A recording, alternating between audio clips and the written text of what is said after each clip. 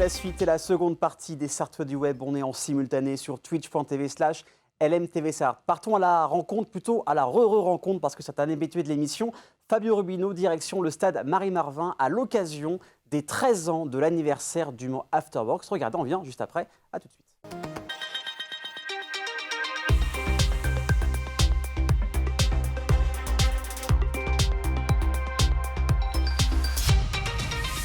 Bonjour, c'est Fabio Rubino, je vais vous parler du 13e anniversaire des soirées Afterwork Mancel. Très grande soirée, une belle soirée comme toutes les soirées anniversaires qu'on organise tous les ans. Une soirée très festive avec beaucoup de monde, on attend à peu près 1000 personnes, donc on est limité à 1000 personnes, c'est dommage, mais on va faire avec, ça va être très bien et on aura évidemment des surprises. Des surprises, comme l'an dernier on avait fait venir un groupe des années 90, là on va faire venir un groupe des années 2000, je vous dis pas qui, mais croyez-moi, on les connaît tous et il y aura évidemment plein d'animations, des performeurs, percus, saxo, plein de belles choses, DJ, enfin un moment assez sympa en perspective. Convivialité, humanité, rencontre, longévité et plaisir. Alors évidemment, comme à chaque Afterwork, il y a plein d'entrepreneurs qui seront présents, plein de gens qui font la vie Mancel. On va avoir des DJ locaux, oui, on aura DJ LVK, on aura également Ruben Besson qui sera derrière la caméra, mais également derrière la platine. Et on aura un percussionniste, le percussionniste de Laurent Wolf, Samir, et on aura également Fred Carato qui a également collaboré avec Laurent Wolf, des gens que j'ai rencontrés sur le long de ma carrière et que j'aime bien faire venir régulièrement, également des danseuses qui vont nous faire des shows assez sympas, et les grandes stars dont je ne parlerai pas. Le stade pour moi est un des lieux emblématiques du territoire sartois. C'est un lieu, on a vraiment beaucoup de chance d'avoir un stade de cette qualité-là. Je souhaite le mettre en avant et puis l'équipe est vraiment super sympa. J'étais venu pour fêter les 6 ans des Afterwork ici. On avait une soirée vraiment d'anthologie. On avait été super bien reçus et on va être encore super bien reçus et on va surtout bien vous recevoir. Oui, il y a une thématique, on aime bien avoir une thématique. L'an dernier, c'était la Casa des Papel. Cette année, ça va être l'agence Tourisque ou plutôt l'After Tourisque. Et on aura toute l'équipe de l'After Tourisque, donc sous les traits grimés de l'agence Tourisque, parce que ça a marqué notre enfance. Les Afterwork s'adressent beaucoup aux 30, 40, 50, 60 ans. Et il y a 20 ans, on regardait, il y a 20 ans, il y a 30 ans, on regardait cette série qui était super sympa. Barracuda sera là en avant-première. Hannibal sera là également. Looping, enfin toute l'équipe sera là. Et on vous promet quelques petites surprises à ce sujet, vous verrez. Ça va être un moment de franche rigolade et vous savez qu'on aime bien ne pas se prendre au sérieux tout en étant très pro.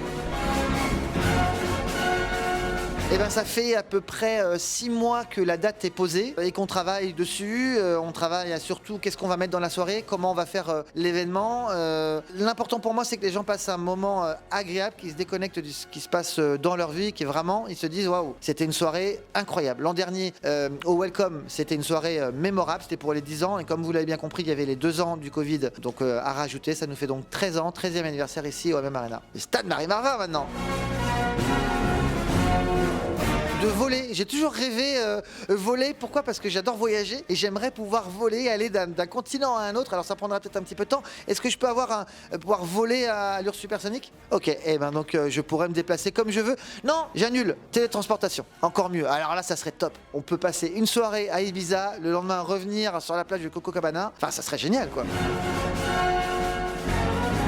Là, on approche d'une période très importante, voire cruciale, les 24 heures du Mans, le centenaire, le Mans classique. Et c'est des périodes où je travaille beaucoup. On a une boîte d'événementiel, on a beaucoup de chance d'avoir les 24 heures du Mans et le Mans classique sur notre territoire. Et donc, comme étant responsable d'une boîte d'événementiel depuis bientôt 16 ans au Mans, pour moi, c'est incontournable. Et c'est des moments où je travaille beaucoup. Je travaille notamment pour Richard Mille, pour SOMTP, pour plein de sociétés différentes sur une période très active. Et on est tous très fiers d'être Manceau parce que le centenaire, ça va être un truc de fou.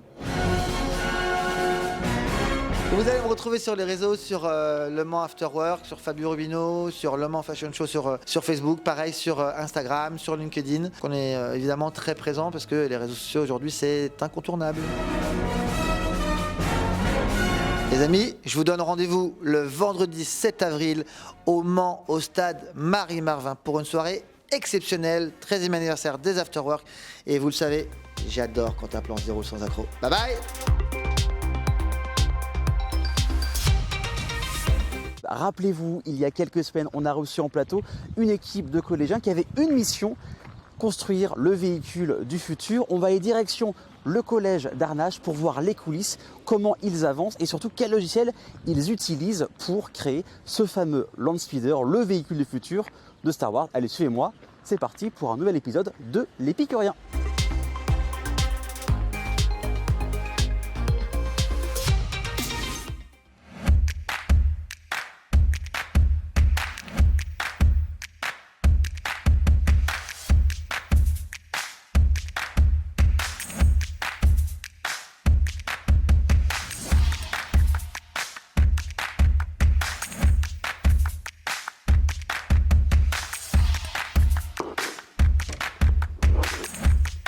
Salut Speed Wars. Bonjour Madame Teresa.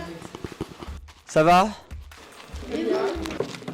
Alors le but du concours course en cours, ça va être de participer à des courses et après on va essayer de faire le meilleur temps pour pouvoir gagner les futures épreuves. Il est juste ici et il a plutôt bien avancé par rapport à la dernière fois. Déjà on a le moteur, on a nos sponsors et il y a quelques petites choses qui ont bougé, les roues par exemple, pour pouvoir améliorer notre vitesse.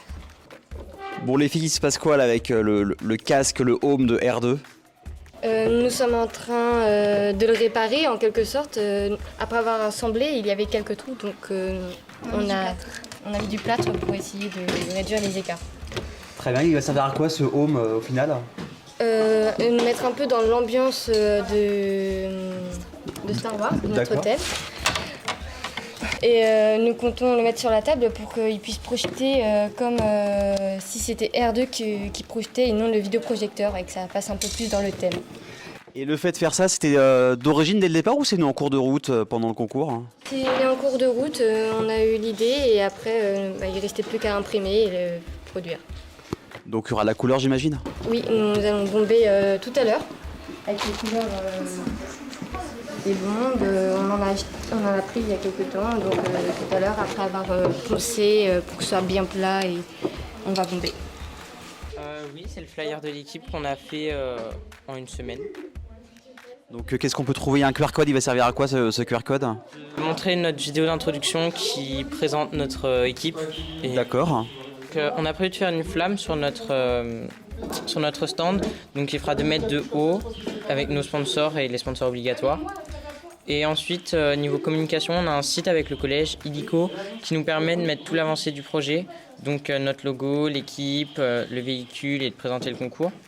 Après, on dépose aussi tous nos dossiers, notamment selon nos rôles. Le chef de projet, Margot, qui doit mettre son diaporama, planning et portfolio.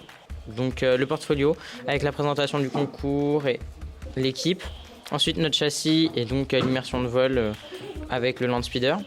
Les croquis, dessins. Le budget donc, qui a été refait, qui est là. Donc on peut voir où est-ce qu'on a obtenu toutes nos recettes d'argent grâce aux sponsors, aux achats ou aux dons. Et on a des petits montants qui indiquent le prix qui nous reste. Donc ça a bien avancé, donc là on a vu le portfolio, ça explique vraiment tout de A à Z, les origines du projet, le budget comme tu as dit. Alors je vois que vous êtes en costume là, vous allez être en costume lors de l'événement ou pas du tout? Oui, donc on sera tous en costume, on sera tous, il y aura 5 Jedi et une reine, donc comme vous pouvez le voir là-bas.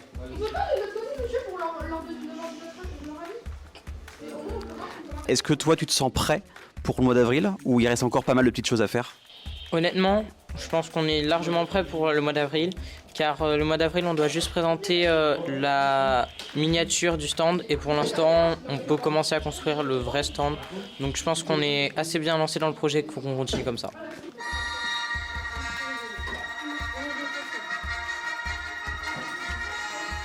Salut Enora, tu vas bien? Très bien.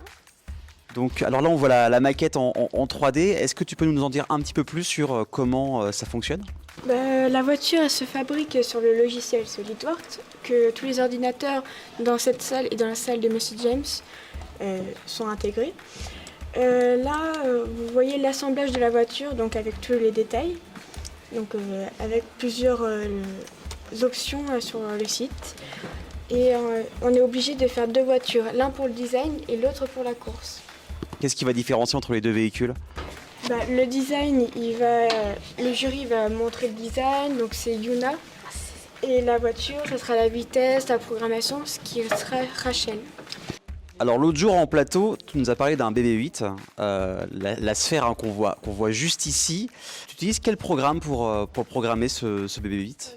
Pour programmer le BB-8, on utilise un programme, on fait un programme sur une application qui s'appelle Meet App Inventor, qui nous permet du coup de faire une interface sur le téléphone. Bon là ça rend pas excessivement bien, mais les blocs, voilà à peu près pour l'instant à quoi ressemble le programme. Il n'est pas encore terminé, il faut ajouter encore quelques blocs pour pouvoir le peaufiner. Et ce qui permettra au BB-8 du coup de pouvoir avancer et reculer.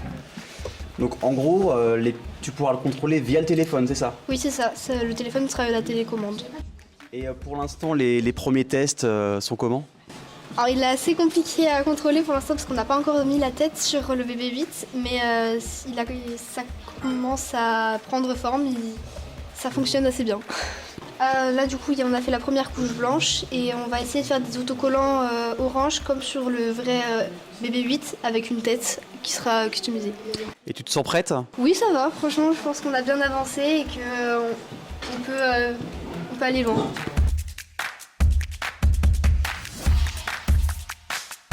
Merci LMTV Start.